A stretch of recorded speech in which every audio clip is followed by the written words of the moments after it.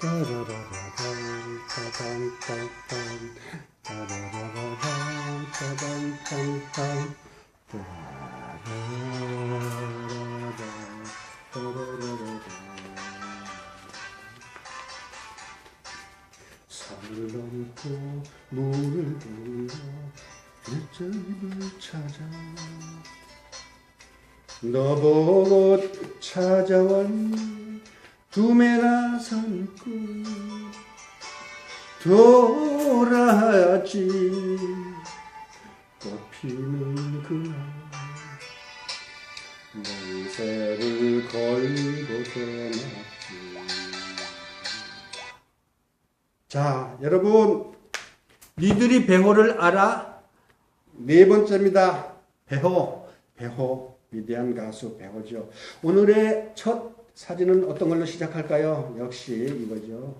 참 아리따고 귀엽고 착해 보이는 소년, 배호 소년의 드럼 연습하는 장면입니다. 드럼을 김광빈 삼촌한테 배웠다고 그랬죠. 보조 드럼으로 세련되게 참 음악 수업을 했던 모습이고 배호님의 사진 중에 가장 젊은 모습입니다. 자, 여기에서 또 이 사진은 좀 귀한 건데 제가 구했습니다. 배호와 그의 악단 시절에 악단장으로서 있었던 모습입니다. 이런 이 참 활달한 배호님의 모습은 참 오랜만에 보겠습니다. 1963년도에 배호님은 누가 이름을 지어주는가 하면 역시 김광빈 외삼촌이 지어주셨습니다. 예명으로 배호를 정하고서 동아방송 스튜디오에서 두 곡을 취입했습니다. 1963년도에. 정확한 건 아닙니다. 이거는 녹음을 두 개를 했는데 굿바이 그대만이 이게 김광빈 선생님 곡이고 동아방송 스튜디오에서 1963년도에 개국을 하면서 그 기념으로 녹음했다고 합니다. 그런데 1964년 22살 때 12인조 풀 악단의 리더가 되었습니다. 타이틀 배호와 그의 악단입니다. 악기 편성은 피아노와 더블 베이스, 전기 기타, 드럼, 트럼펫 2개, 트럼본, 색소폰 2개 이렇게 해서 12인조가 됐고 당시 캄보 밴드로서 출발했던 가수 중에 아직도 활약하는 가수 조용필, 윤수일, 키보이스 그런 그룹이 있었죠. 1960년대 초에는 한국 가수들 하면은 여러분이 알 수 있는 가수 있죠. 국회의원까지 된 가수 최희준, 하숙생의 가수죠. 최희준은 미국 가수, 흑인 가수 넷 킹 콜의 그 목소리와 거의 흡사합니다. 아주 부드러우면서 달콤하면서 소울의 대표적인 가수 넷 킹 콜의 모습 비슷한데 또 한국의 페리코모라고 했던 가수 허스키 보이스의 미남 가수 유주용 또 누나도 굉장히 미녀고 같이 활약을 했었죠. 애틋한 호소력의 위키리, 미남 가수 금호동 이런 사람이 있었는데 그 중에서 가장 뛰어난 가수가 역시 배호였지 않겠습니까? 배호님은 1964년도에 당시 참 송민도라는 가수도 있었죠. 이런 가수가 여자 가수로는 아주 세련된 지식인처럼 보이는 그런 목소리로 활약을 했었고 두메산골을 1964년도에 처음 나왔다 그랬죠. 그 앨범입니다. 두메산골. 그 다음에 1964년도에 김인배 씨가 작곡한 곡이 하나 있습니다. 영화 주제가 황금의 눈, 김지미가 주연한 영화입니다. 이 영화 주제곡을 배호님이 불렀습니다.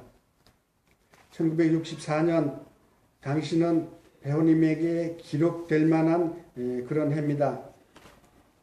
64년에 두메산골을 정식 녹음했죠. 오스카 레코드사에서. 이 곡은 애끓는 절규를 부르는 그런 노래입니다. 처절한 창법, 감정 표현으로 고음으로 올라가서는 아주 소름이 돋는 어떤 평론가가 이야기해요. 귀신이 우는 음색이랍니다. 그래가지고 인기를 못 얻었어요. 두메산골은 이렇게 처음 의욕적으로 했지만 제대로 부르진 못하고 히트를 못 쳤습니다.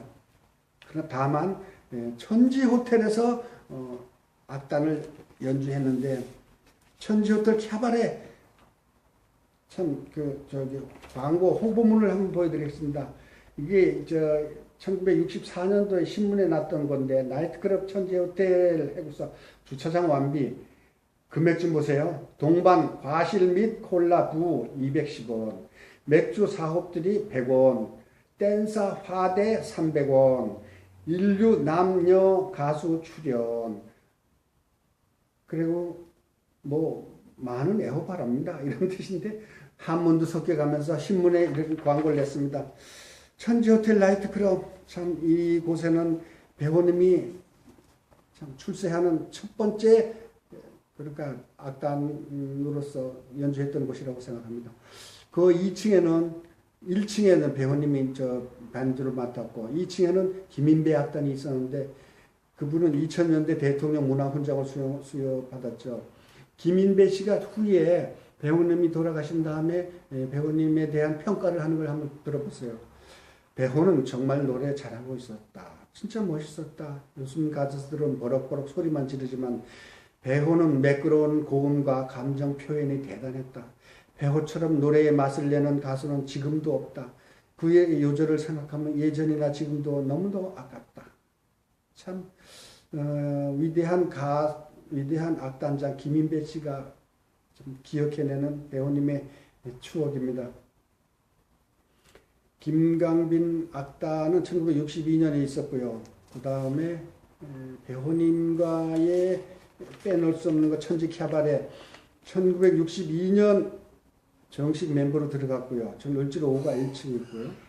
그 다음에 1962년 하면은 기록이 될 만한 또 문화계 혁명이 하나 있습니다.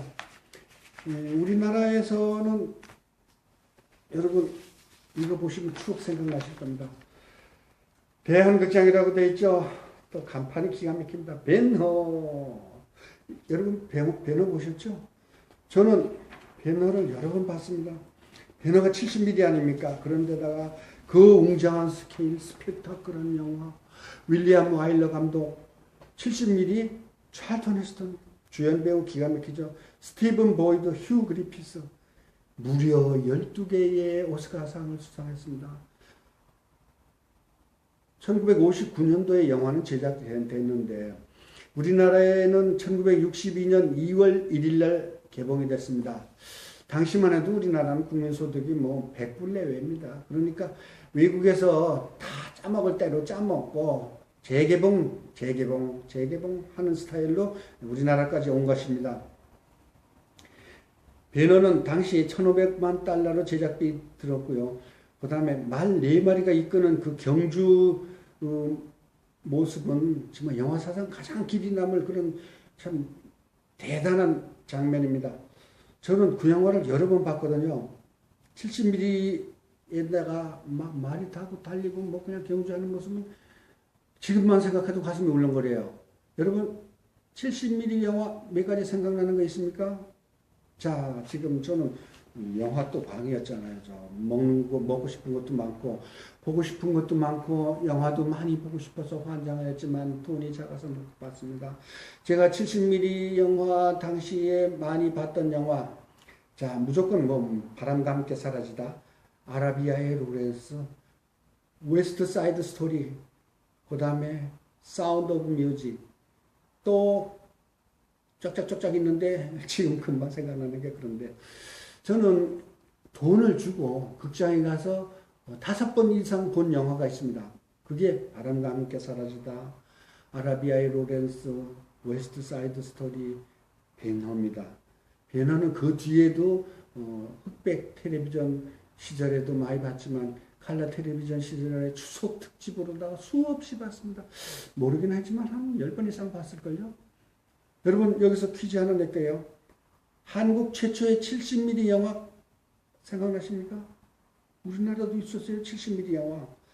지금은 뭐 극장에 그러니까 CGV 내지는 뭐 롯데 시네마 이래가지고 뭐 그냥 다양한 영화를 한꺼번에 상영하는 그런 극장이 있지만 당시 70mm 영화를 상영하는 곳은 서울의 스카라 극장도 뭐 한다고 그랬는데 70mm는 제대로 안 나오고 대한극장 한 군데뿐이었습니다. 2층 입구에서 70mm 영화를 딱 보잖아요. 그러면 아라비아 로렌스 첫 장면, 사막이 쫙 펼치는데 요만한 점 하나가 보이죠. 거기 가까이 오면서 보면은 아라비아 로렌스, D.H. 로렌스인지 로렌스가 그 사실은 영국 사람이 그 사우디아라비아인가 그 중동에 가서 싸움을 했던 그런 영화 이야기인데 그 사막에서 요만한 스케 말 타고 오는 장면이 있는데 참 70mm의 그 위대함, 그 광막함, 그 스펙타클함 아직도 가슴이 울렁거릴 정도로 멋있는 영화. 배너가 1962년도 배호님께서 을지로가 천지 캐바레에 첫 출연할 때 나왔던 곳이고 1964년에는 두메산골이 나왔었죠. 배너 아시죠? 배너 참 멋있습니다. 저 성동구에 있는 모 똥통고등학교 나왔습니다. 똥통고등학교에서 단체로 배너에 봤는데 단체 요금이 얼마인 줄 아십니까? 15원이었습니다. 저 15원이 없어가지고 친구들한테 돈을 빌려가지고 한 6개월 있다가 봤나?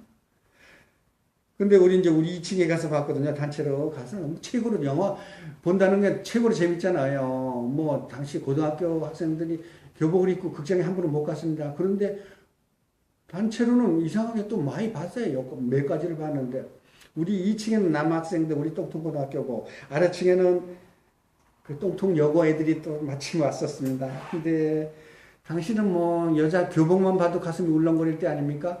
그때 전차 요금이 얼마인 줄 아세요? 5원이었습니다. 근데 학생은 3원이에요. 교복이면 그래도 3원입니다.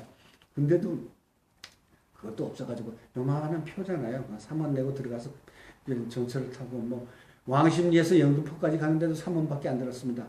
근데 15원을 내고 배너를 갔는데 거기서 사건을 만들어야죠. 근데 피가 끓는 청춘인데 요만한 메모지에다가 학년, 이름 그래가지고 연락 주세요. 기가 막히게 모시는 남학생임 이래가지고 똘똘 뭉쳐가지고 아래층에 똥통여고 애들한테 던졌습니다. 그러는데 일주일 뒤에 편지가 왔어요. 엽서가 왔는데 그걸 나한테 직접 오나요? 그게 학생 주임한테 그게 간 겁니다. 김某某 나와. 아침 조회가 끝나고 교실에 들어가자마자 그러고 분명히 또 뭐 건수가 있는가 하고 나는 휴지 던진 거는 내가 생각을 안 했거든요. 그러는데 그걸 딱 펼쳐 보이면서 사정없이 좋은 남학생임 연락 바람 똥통고등학교 1학년 누구 그거 보여주면서 내 이마에 딱 붙이더라고요. 그러면서 이거로 너는 오늘 수업 끝났어. 그러면서 그 큰 운동장을 오전 내내 돌았어요. 그러면서 다른 애들 수업하는데 어쨌든 저는 그런 사건이 있었는데 1962년도 그때가 아마 6월이지 않았나 생각해요. 6월에 떼약볕이 얼마나 힘들었습니까? 그 당시 저는 공부를 안 하고 운동장에서 돌았습니다. 배호님이 이렇게 멋진 모습으로다가 드럼 했을 때 모습, 그 다음에 1962년도에 64년도에 있었던 이런저런 얘기로서 제 4편을 마치겠습니다. 여러분 니들이 배호를 알아?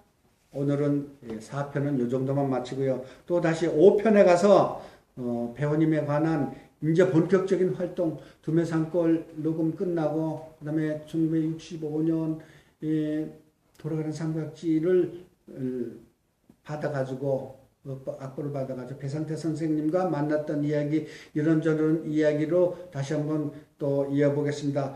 니들이 배호를 알아 4편 마치겠습니다. 여러분 감사합니다. 사정없이 좋은 그림쟁이, 사정없이 좋은 화가 김수영 이로써 4편을 마치겠습니다. 고맙습니다.